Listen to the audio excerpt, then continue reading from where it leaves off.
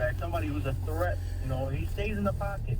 He don't move well, and the defense knows that, so it's easy for them to get through him. I just see it that way. Well, it's part of it. He shoulders a lot of the blame, and he should. He absolutely should. We always blame the offensive. He gets plenty of blame. We spread it around. It's a lot for the last 12 years now. Well, I understand. How many times have we had decent offensive lines that other, mobile quarterbacks could have done something with? Not too many, really. He's always folding in the pocket, Yeah, they're offensive. You see, what's his name, Rodgers. He moves. Right, Aaron Rodgers is a Hall of Famer. Matthew Stafford's not. According to Matt Stafford's numbers, he's a Hall of Famer. Well, he shouldn't be. And how many Pro Bowl offensive linemen have we had around Matthew Stafford? Right. None, probably. Okay, so it's a combination. He has not been. It's time for him too. Right, and it's not just the mobile quarterback thing, right? Because look at Philip Rivers yesterday. He's as immobile as a quarterback you're going to find. It's when he does his mistakes, his bonehead plays at key moments, and it's getting worse. Lately, he doesn't look comfortable right now. Stoney, though, I think the caller's right. You'll come out of the gate this morning and you'll instantly say it's over for Quinn Trisha. It should equally be over for Matthew Stafford. I agree. Enough is enough. He isn't good. He isn't. He's just okay. And guess what? They come back yesterday and they go through all these issues, but the momentum, they had captured it again in the game. And for him to fumble that football when they had a chance to put a field goal on the board and get it within 3, and then they go down the field and score. Okay, fine. So let's regain it. Let's try to come back again. And he throws just another rookie pick 6. It was the worst one. It was worse than the Green Bay one. Yeah. What in the freaking world are you doing, dude? He's just not good. He isn't good. I want him gone. He sucks, and they made a mistake. And whether it was Tua or Hugh or Herbert or whoever, they should have moved on. And instead, they take a cornerback who's just gonna be okay. I wanted Tua. We all did. I wanted Herbert. Well, whatever. We all wanted a quarterback. We all wanted a quarterback because we knew that they had to rebuild. Okay, so but that was the long play. Yeah, and the front office wasn't built this year to make the long play. I really believe the caller nailed it because we all think the regime should be gone, and it's not working, and they look just the same as they did 2 years ago at this time, and they'll never be better than mediocre under these guys. But equally, he should be gone, and people should be clamoring for him to be gone. Well, I don't disagree. I think at the end of the season, all of them should be gone. And Gov, you brought this up before when we were talking before the show in regards to the amount of times Matt Stafford has thrown a pick 6. So I went and looked it up, and I don't know if yesterday's was in this number or not, but he's had 21 pick 6s in his 12 years. And the only reason I bring that up is because it keeps happening. And we brought up, I think it was 2 weeks ago, we talked about Aaron Rodgers and the fact that I was amazed at the stat that he's only had, the one that he had at the beginning of the year against Tampa was his 3rd of his career. Now that's exceptionally low. And I think Stafford's is exceptionally high for the 12 years that he's been the quarterback. It's truly telling, though, on just the recklessness of what you're doing with the football and Aaron Rodgers is a 7-to-1 ratio better. I don't expect Matthew Stafford to be equal with Rodgers, but 21 pick 6s in your career when you missed double-digit games your rookie year, and then the second year he missed games, and then last year he missed half the season. I mean, he has 3 seasons that are significantly incomplete, and he's thrown 21 pick 6s in his career. That's criminal. That's a joke. Well, and anybody that sits there and says he should be in the Hall of Fame are delusional. Absolutely delusional. Dave in Detroit, you're at 97.1 The Ticket. All right, this is Dave. I want to say that I fully disagree with John Johnson on the idea that you don't fire the coach during the season. You fire the coach now, and he's that coach mark your head for that season. So I just wanted to make the next he'll bring up that. You guys come in, get control of the coaching term, and then next year, we got much more prepared. Yeah, but who are you going to bring in right now as your head coach? Not anybody that's going to be here next year. So what's the difference whether you fire him now or after the season? I think you fire him now.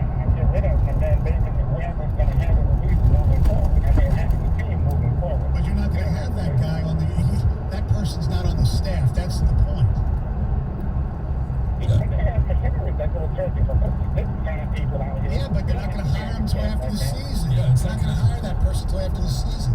And then you got to install a new offense, a new defense. You got to hire assistant coaches. Right. You just it's too big a task to take on with 8-9 weeks left. Right. You just look. If they want to do it, fine. It's not going to make a difference one way or the other. They blow anyway. Okay. Here's a. We come back. I got a stat here. Okay. Some stats about Matt Patricia that is it's mind-boggling. Okay. In comparison to others. 97-1. Optimism was in the air last Friday with Michigan and the Lions. Well, if you did the same old Michigan, same old Lions parlay and bet against them, you're a pretty happy person this morning. So hopefully you took that parlay and went down to the BetMGM Sports Lounge inside MGM Grand Detroit. They're ready to take your real money wagers on all the action. You can stop by anytime and place your bets at the live betting window, or you can go to one of the easy-to-use self-service kiosks. The BetMGM Sports Lounge welcomes fans back to the excitement of a full betting menu 7 days a week. Whether you live and breathe sports or you're just looking to place a wager on your favorite team, the BetMGM Sports Lounge at MGM Grand Detroit is ready to take your single game bets along with parlays, props, future bets, and more. There's no better place in Michigan to celebrate the return of major sports. You can stop by the betting window or the self-service kiosk anytime to get a piece of the action. Get ready to believe in your game again at the BetMGM Sports Lounge inside MGM Grand Detroit. You must be 21 or older. 97.1 The Ticket. Traffic. From the WWJ AM 950 Traffic Center, this report brought to you by Comcast Business. Pretty quiet this time around. The roads are accident-free this morning, although things are starting to pick up in the work zone. I-75 both directions near 696. When the unexpected comes calling, bounce forward with Comcast Business. Bounce forward fast with internet speeds up to a gig. And bounce forward with the flexibility to update your bandwidth in just a few clicks. To learn more, go to ComcastBusiness.com. I'm Michelle Pena with traffic. 97.1 The Ticket and CBS Sports Radio 1270. Your homes for the NFL on Westwood One. The New York Giants host the Tampa Bay Buccaneers. Monday Night Football. Pre-game at 7:30 on 97.1 The Ticket. This Radio.com Sports Minute is brought to you by Hall Financial. Go to DavidHallMortgage.com.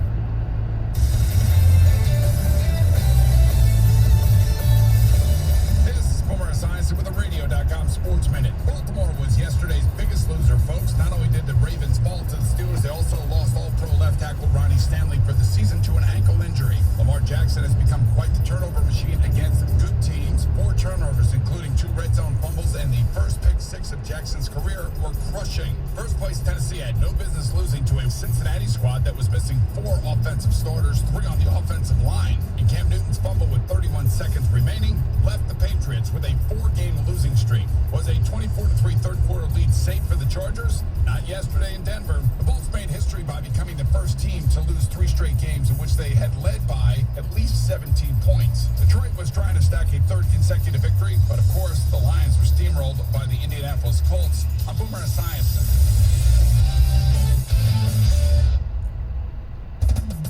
Get in the zone, AutoZone.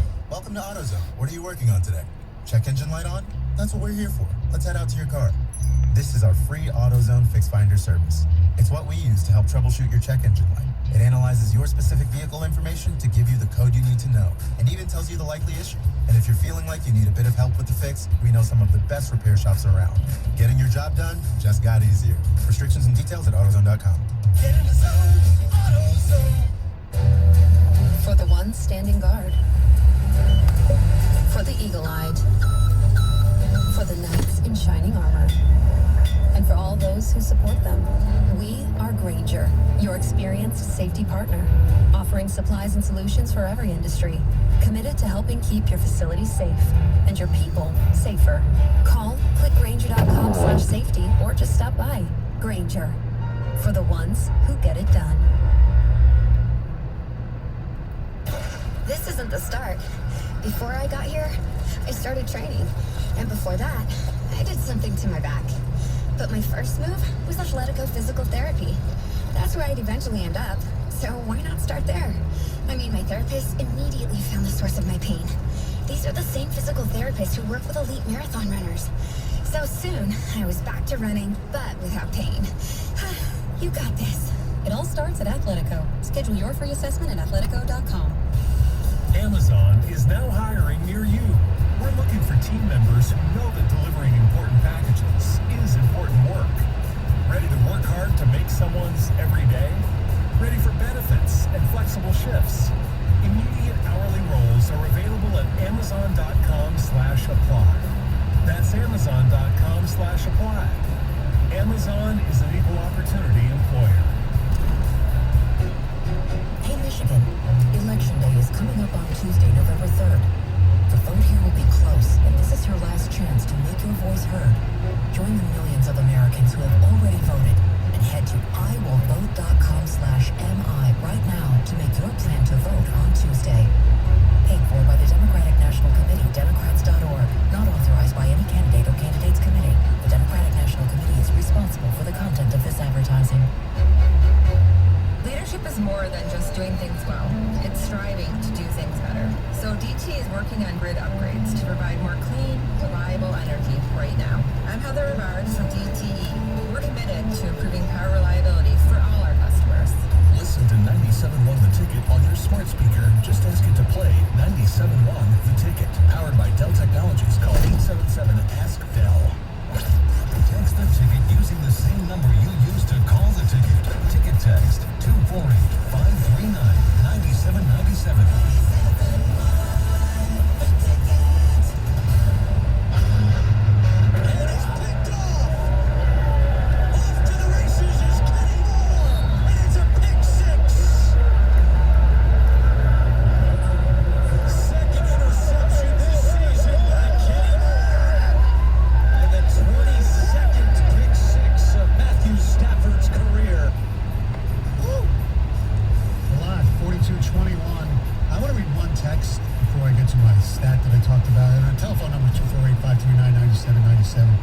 Guy says, I text you guys the last couple of Mondays. You go from firing 2 Mondays ago to taking it week to week last Monday, and now you're firing everyone. I just said at the end of the season. I mean, if they want to fire him today, I don't care. But you've been very consistent in saying. Yes, whatever. Fire him at the end of the season unless they make the playoffs, and they ain't making the playoffs. So I'm consistent. I want to evaluate the games week to week. And that's what we've been doing. And we've all said that if they make the playoffs, yes, that's the only way that they end up keeping Matt Patricia, right. and probably Quinn as well. Okay, there were 7 head coaches who made their debuts in 2018. Well, at least with their new team. Okay, let's look at from the bottom up. We have well, not just from the bottom up. Steve Wilkes. The Cardinals were 3-13 when he took over. He's gone. They were 8. They're gone. Okay. Pat Shermer. The Giants were 3-13. He went 9-23. He's gone. Frank Reich, who you saw yesterday. Oh yeah. Frank Reich took over a 4-12 team. He's 22-17 with a playoff win. Oh, and didn't he take over that team when he had Andrew Luck as a quarterback? Yeah. And has lost his starting quarterback. Right now, this person has not done great, but he's done a little better than our guy. John Gruden took over the Raiders when they were 6-10. He is now 15-24. There's a Matt in this division. Now they lost a tough game yesterday. Matt Nagy. They were 5-11 the year before he took over. They're 25-16 under Matt Nagy. Mike Vrabel. Now they were 9-7 when he took over as well. He's 23-16 and played in the AFC Championship. Okay, so and then there's one more. Matt Patricia. Lions were 9-7 when he took over, correct? Yes, they were. Yeah. He's 12-26 in the year. Okay. I mean, the stats don't lie. That's all I'm saying. Okay, so and a couple of those teams have gone through quarterback changes. Yes. 3 of them, in fact, which is really a humongous deal for a franchise. And then the other one traded maybe the best defensive player in the game, or at least second best. Yes. And so he had to take a hit that first year, but it actually looks like they may have been wise in making that trade, and now he's reaping the benefits. And now all of them actually went through quarterback changes. I mean, even Sherman got fired, but they got, Daniel Jones. Wilkes only lasted 1 year, but they ended up with Kyler Murray eventually, right? Gruden, you He's mentioned. got the guy that just keeps saying, Right. Nagy. I don't need to make that throw. Nagy made the mistake of trading up for Trubisky, but they still won. Right? Well, but they also made the trade, Gruden let Khalil Mack go, Right. but Chicago got him. Right. Frank Reich, quarterback change. They went through two of them. And Vrabel, right? He got rid of Mariota and Ryan Tannehill. And you're right. We still have Stafford. Maybe there's a little symmetry there. Will in Detroit, you're 97 on the ticket. Hey, that's fine. I'd like to say, when this team, the organization is unstable. So as far as getting rid of them, if they're ready to get rid of them, I say get rid of them today. Don't give a chance for them to win a couple games and change their mind. Because we're the team that would do that. Be ready to kick them out the door and then they win 2 or 3 games and let's give them another year. If they're ready to get rid of them now, get rid of them.